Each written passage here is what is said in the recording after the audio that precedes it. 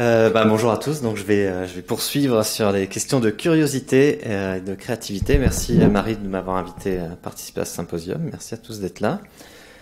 Moi, je m'intéresse au comportement exploratoire chez notamment les jeunes enfants. Alors pourquoi? Parce que ça a été un peu pendant longtemps un peu le parent pauvre. La psychologie du développement s'intéresse beaucoup aux mécanismes cognitifs. Mais déjà Piaget avait mis ça en avant, que l'enfant il n'est pas passif par rapport à son environnement. Au contraire, il construit activement. Il peut créer des situations d'apprentissage. Il peut vraiment orienter sa trajectoire d'apprentissage, sa trajectoire de développement. Donc il n'est pas du tout passif par rapport à tout ça. Donc l'enfant, il va d'abord être attiré par certains éléments de son environnement. Oui. Ensuite, il va commencer à les explorer avec quelques skills. Et puis à travers cette exploration, comme ça, il va développer des compétences. Il va développer des compétences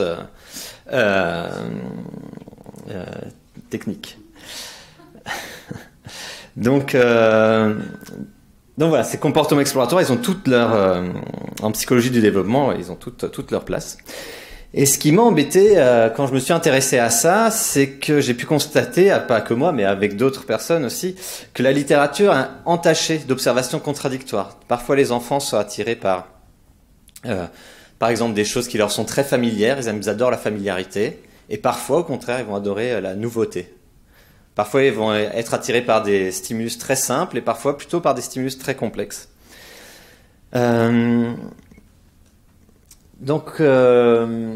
Jusqu'à présent, on a un modèle complet qui pourrait expliquer et prédire des préférences de l'enfant par rapport aux éléments stimuli de leur environnement, doit encore être développé.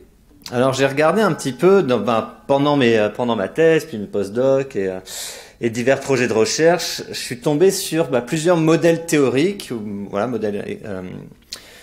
qui essayaient de prédire, d'expliquer ce qu'on observait dans la littérature. Alors typiquement, on a le modèle d'habituation qui permet de dire, quand un enfant, quand on est, ou même un adulte, quand on est exposé à des stimuli régulièrement, on finit par s'habituer, on finit par s'ennuyer, et donc on va être attiré par la nouveauté, parce que les stimuli qu'on connaît bien, ils sont un peu ennuyeux. C'est un modèle théorique qui est tellement bien établi qu'il est utilisé même en tant que méthode expérimentale. Donc on habitue l'enfant en lui présentant le même stimuli.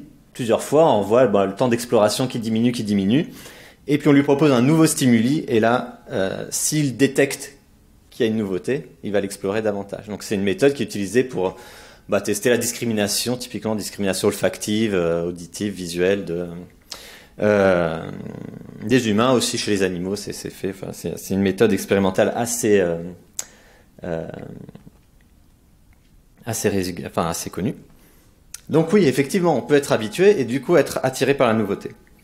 Mais parfois, les enfants et les adultes, on aime bien la familiarité aussi. En fait, on aime bien ce qui est familier. Et là, c'est assez pratique. Il y a un autre modèle théorique qui est l'effet de simple exposition, ce qui s'appelle l'effet de simple exposition, qui dit, en fait, quand on est exposé régulièrement à un même stimuli, on va avoir une facilité de traitement de cette information sensorielle. Et cette fluidité de traitement va être agréable, va être perçu comme agréable.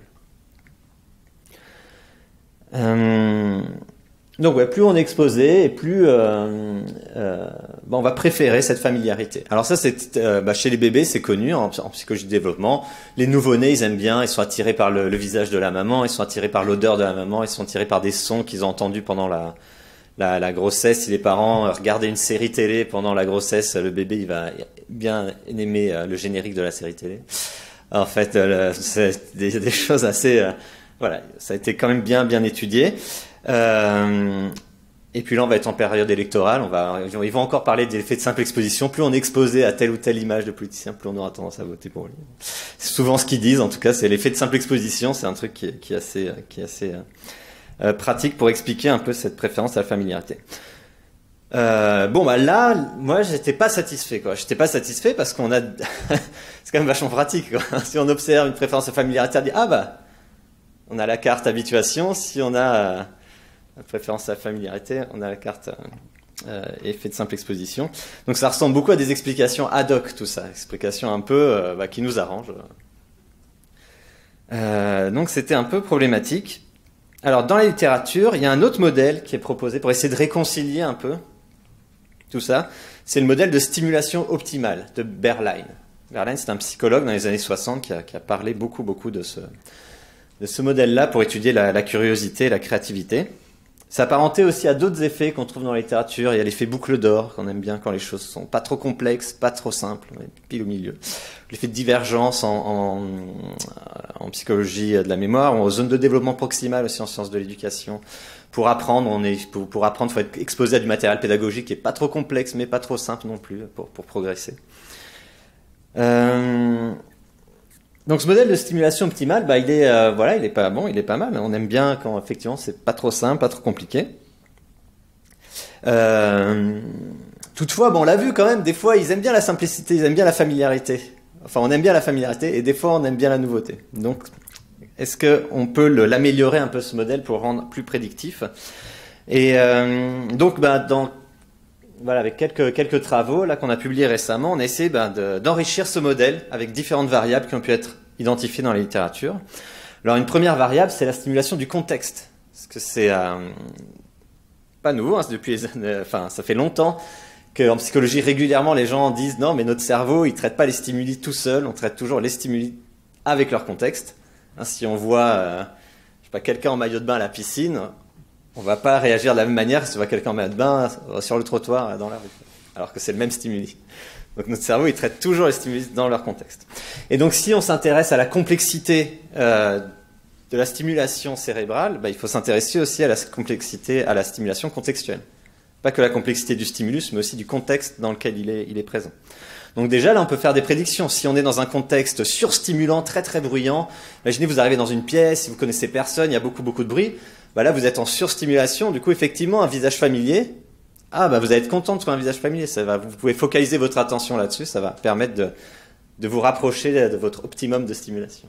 Ou un bébé, s'il est surstimulé, il a son doudou super familier, il peut se focaliser son attention sur son doudou, c'est très bien. Va pouvoir diminuer son optimum.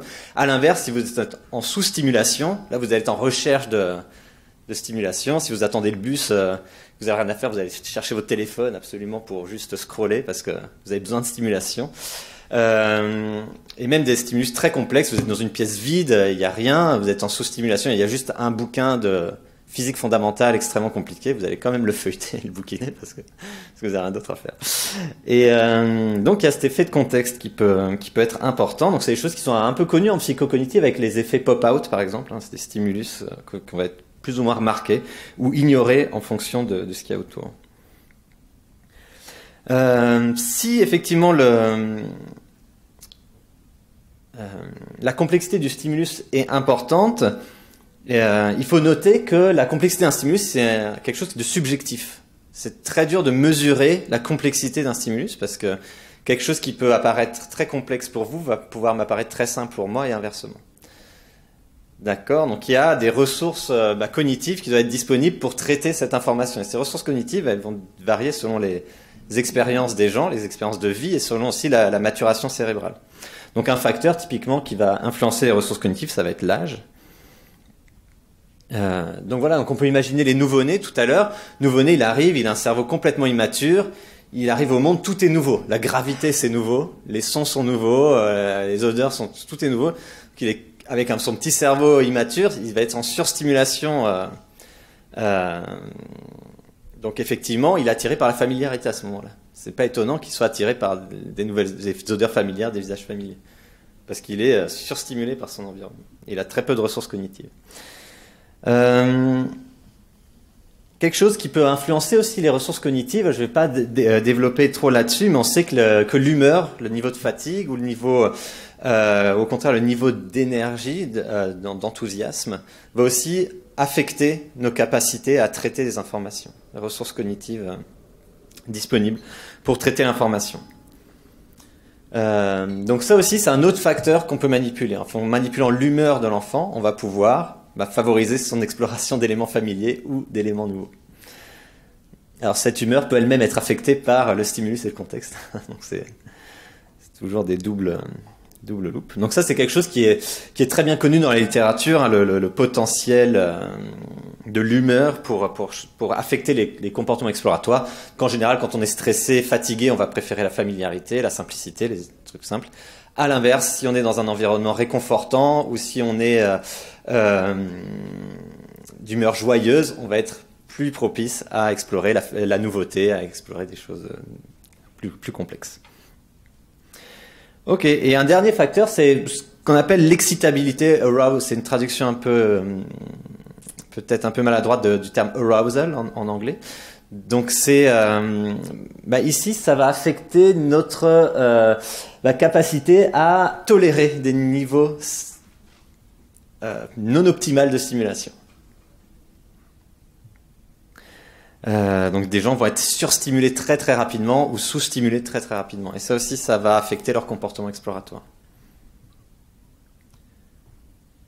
Voilà un peu, donc là on a le modèle complet avec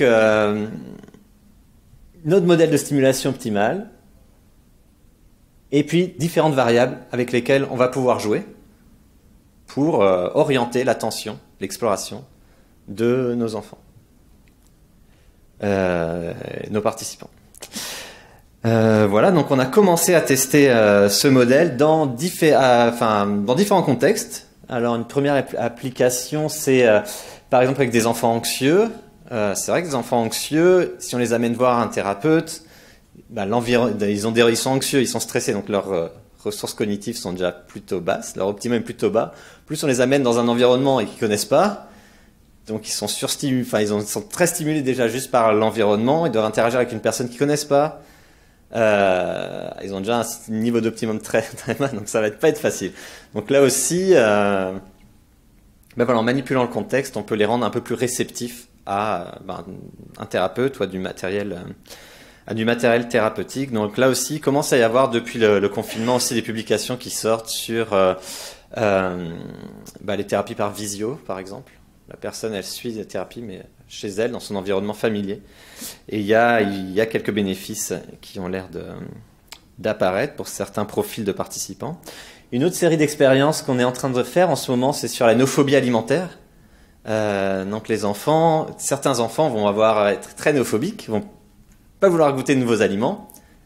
Vous avez peut-être des enfants qui ont ça. Ah, j'aime pas, mais t'as pas goûté. Non, j'aime pas. Et vont être très néophobiques. Ou à l'inverse, vont être plutôt difficiles. Donc, vont pas vouloir goûter des aliments familiers. Ils connaissent très bien. Je sais pas, le brocoli, c'est très familier. Ils veulent pas en entendre parler.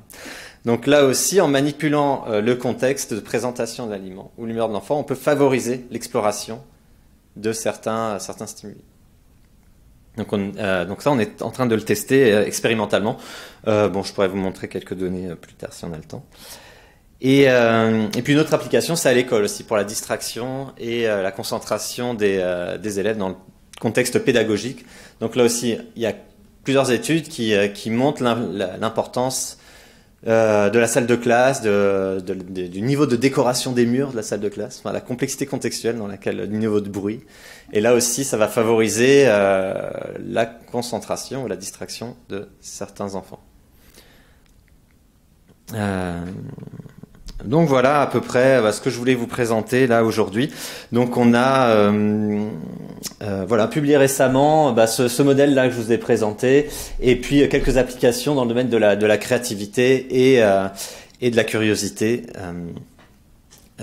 où vraiment on insiste sur la capacité des enfants à créer, à façonner les situations d'apprentissage, façonner leur environnement aussi pour se rapprocher de leur optimum de stimulation. Et voilà, je vous remercie pour votre attention.